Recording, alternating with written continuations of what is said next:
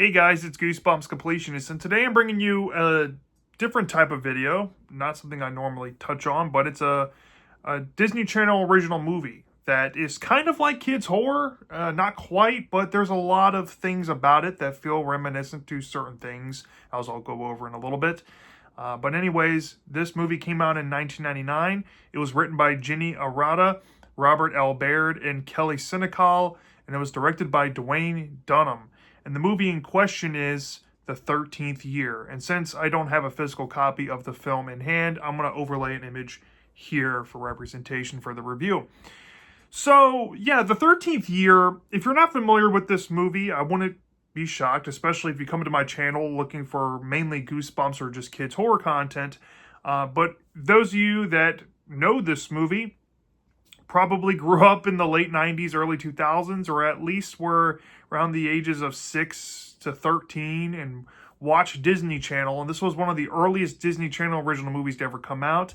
I would have to say that this is kind of borderline scary because this movie does lean into some body horror and the unknowns about going through changes. As a matter of fact, the whole story is one big allegory for puberty, very reminiscent to a rather infamous Goosebumps book called My Harriest Adventure. There's a lot of similarities between this film and My Harriest Adventure off the bat.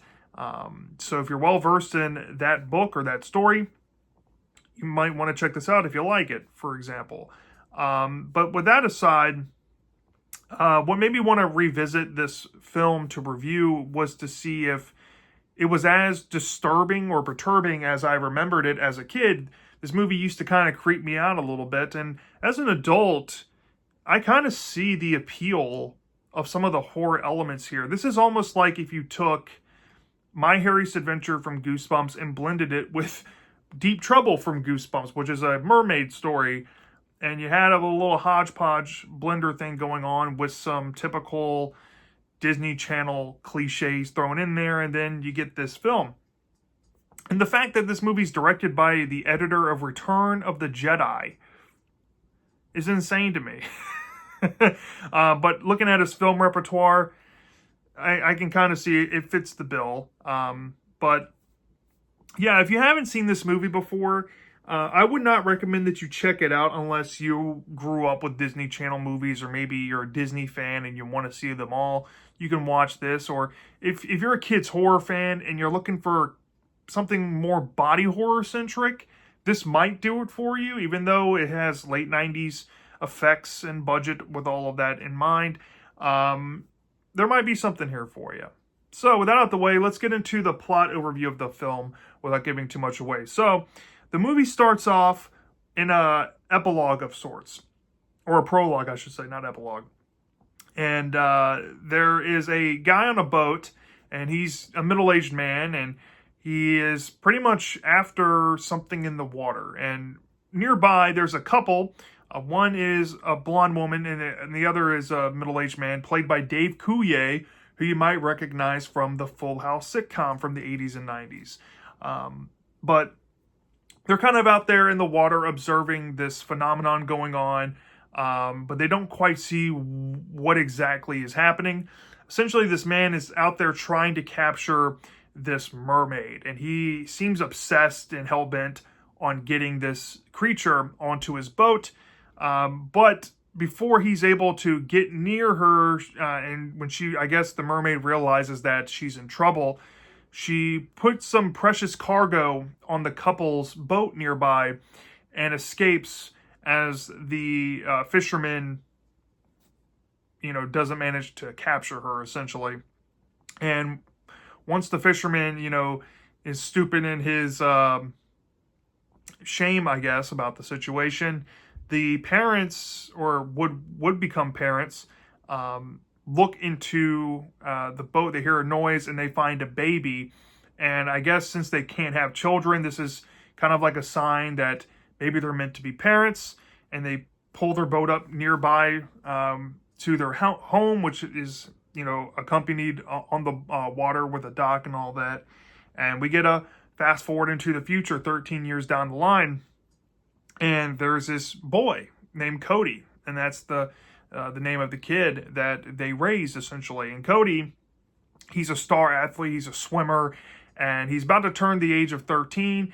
And we see that he's helping his family business on this boat as they take customers out to sea and do stuff with them. And you can tell that he's very involved in his community with his family. And he's well liked at school, because at school, there's this girl who has a crush on him, and he's starting to take an eye to her. And he has some friends on the swim team, but they're looking to kind of show up each other, and they're low-key hoping that Cody doesn't succeed well in this upcoming swim competition, because, you know, there's some stakes involved with that. But Cody notices that this nerdy kid named Jess, who is actually played by a kid that used to kid act for Rick Moranis back in the 90s. And ironically, he was in this movie called Little Giants that the director of this movie also made. So go figure. But anyway, Cody starts to, you know, stick up for Jess a little bit. And that starts this kindling of a friendship that carries throughout the movie. But essentially, you know, right on his birthday cusp, he, you know, everybody's like celebrating him and all that. And he gets a girlfriend, and he goes to bed, and he has this dream that he's being visited in the water. He's like underwater, and he's being visited by this creature, and there's a bright light. He doesn't know what to think of it. And when he wakes up, he slaps his alarm clock, but he ends up shocking it. And he's like, well, okay, that was weird. And he goes down to get breakfast, and he's really thirsty, and he takes a carton of milk out of his fridge.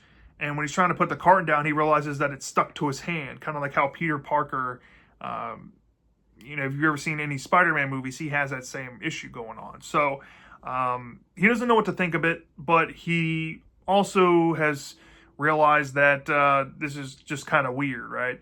And tries to put it, you know, in the back of his mind. But as we see throughout the movie, Cody starts to exhibit weird pains in his body, and he's craving water, and he starts to drink water a lot. And his, I guess, newfound friend of Jess is kind of observing him and making sure he's all right. And Cody, he feels ill one day after you know, getting into contact with some water, and he notices that his body is kind of growing scales and fins on his on the side of his arm, and this freaks him out. But Jess, being the friend he is, notices this, and Cody confides in him with this secret and says, hey, you know, we could be good pals if we keep it a secret. And he's like, oh, totally. My dad's obsessed with mermaids. And as the story progresses, they're trying to keep this secret from everybody. But little does Cody know that the man from the prologue of the film, the fisherman, is actually Jess's father. And he is obsessed with mermaids, and he brings it up to Cody. And Cody's like, yeah, whatever, guy. You seem kind of crazy. But as this phenomenon keeps continuing in the movie, and, you know, Cody is kind of experimenting around with Jess, what he's able to do, he figures out that he can power a light bulb with his hand. And when he touches water, scale grows on, you know, on his hands. He starts to figure out that maybe he's turning into a merman. And eventually, you know, this is all kind of coinciding with some events going on in Cody's personal life, where he's at home and he's trying to tell his parents this phenomenon as it's happening. And his parents are dumbfounded, like they see some scales growing on his hands. And then they're like, okay, that's kind of weird. And then they see him stuck to the ceiling of his room, and they call the doctor, and the doctor does that cliche, oh, it's just puberty thing, you know, as an excuse to what's happening. And but the parents, they have told him in this past, and this is a thing that Cody, I guess, learned off screen of the film, that he's essentially adopted by them, and he wants to know more about his real parents. But the problem is his adopted parents don't know. But Cody's trying to get to the bottom of this mystery and all these issues and pains that he's having, because he realizes that he's mutating, and this is not normal behavior. And he's trying to buy time to figure stuff out. But he eventually comes to this conclusion that he possibly needs to visit his mom. And he feels better when he goes into the water outside of his house in the sea. So he goes out to the sea one night, and he thinks he sees the mermaid, and then he has a close call with Jess's dad, who's out there hunting for it. Cody kind of realizes that this being out in the water may or may not be his actual mom.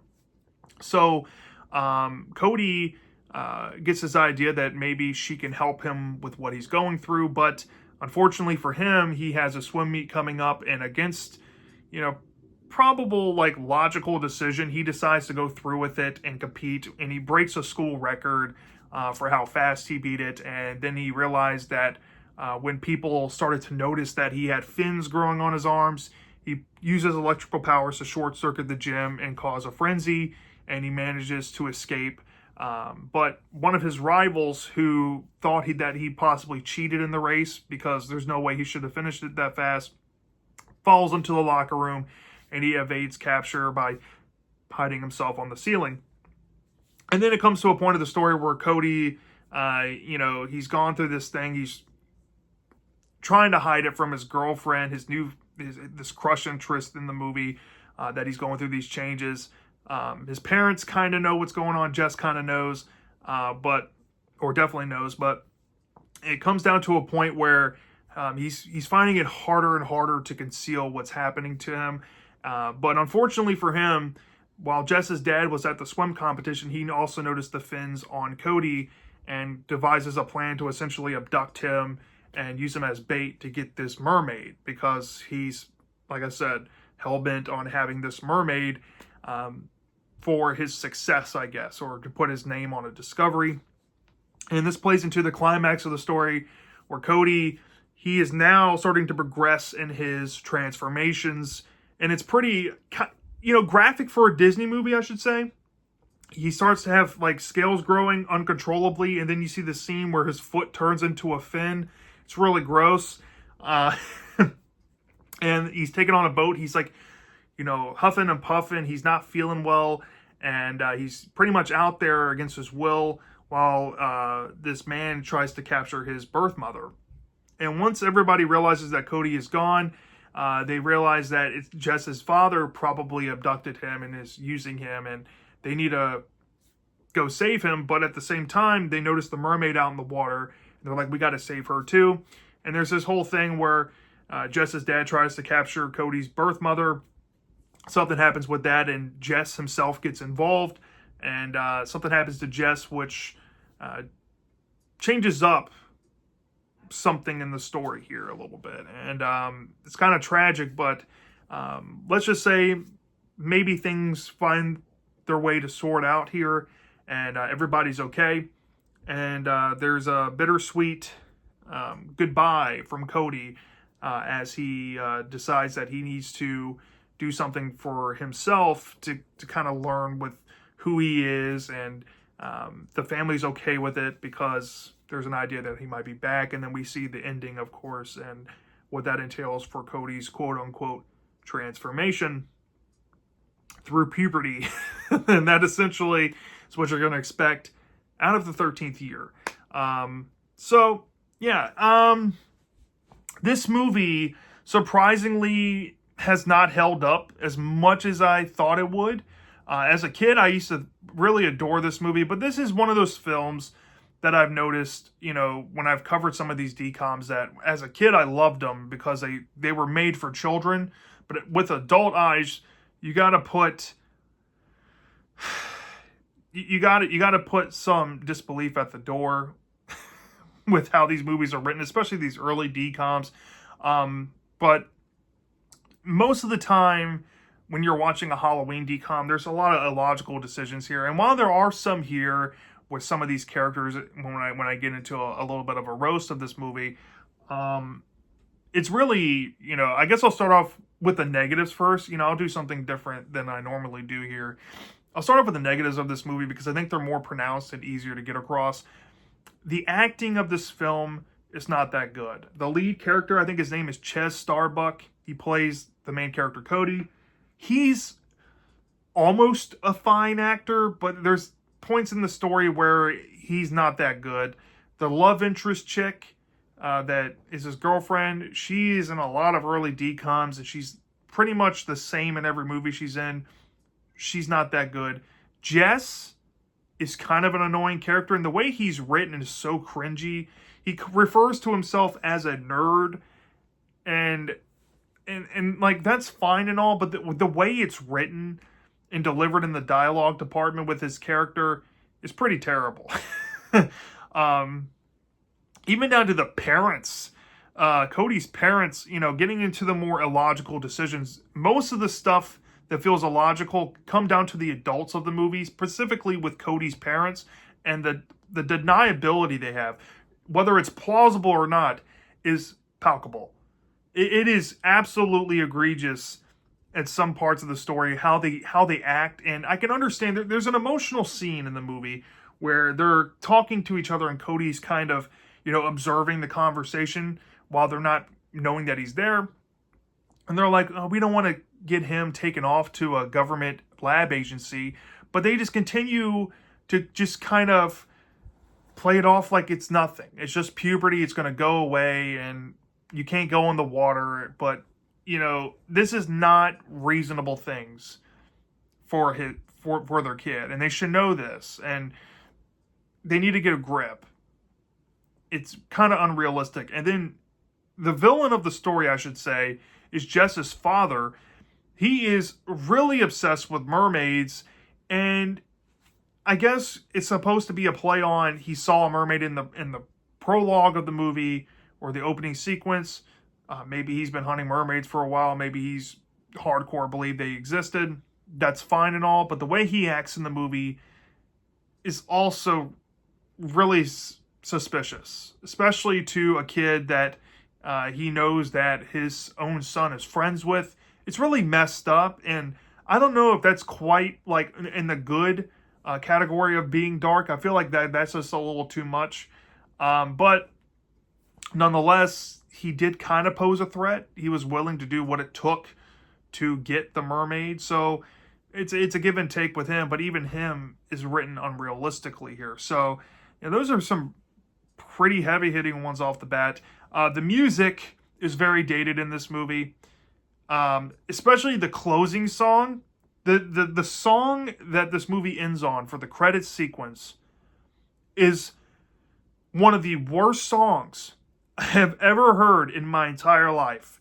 And the soundtrack to this film is really dated in that early DCOM kind of way. Doesn't help it. Yeah. And I will say this about the effects. They look cheap when we're talking about the scales normally. When Cody's in scenes and he's showing his hands to everybody, they look like just glitter that they glued to his arm. But then there's some scenes they look really good when they do close-ups of the fins and the scales. It seemed like they had some good prosthetic work there. They tried to make good transformation sequences with his body in some scenes, especially with like the foot fin. It's one of those cheap, straight to TV budget kind of transformations. It's not graphic or anything because this is a kids movie. But there is some attempt here to make it scarier, but I honestly feel they should have possibly leaned out of the whole I'm going to stick to walls and have electricity powers thing, because all those things were introduced in the story for to have payoff for was for Cody to have electrical powers to short circuit the scoreboard in the gymnasium, essentially, to escape, and to also do something to help save Jess in the end of the movie. And then the whole sticking to the walls thing is supposed to be how he hides away from this guy that thinks he cheated. There's no other reason why these things exist. And out of all the things you could have done to save Jess, you don't need to electrocute him to bring him back. Just give him CPR. Like, why do you need this stuff in the movie? It should have just leaned into him transforming into a fish uncontrollably, and maybe early on he's able to kind of suppress it, but as the movie goes along, the more he's in water, he cannot revert, and they could have went really hardcore into the makeup effects here. And I think this could have been a family-friendly comedy horror film, or, a coming-of-age horror movie.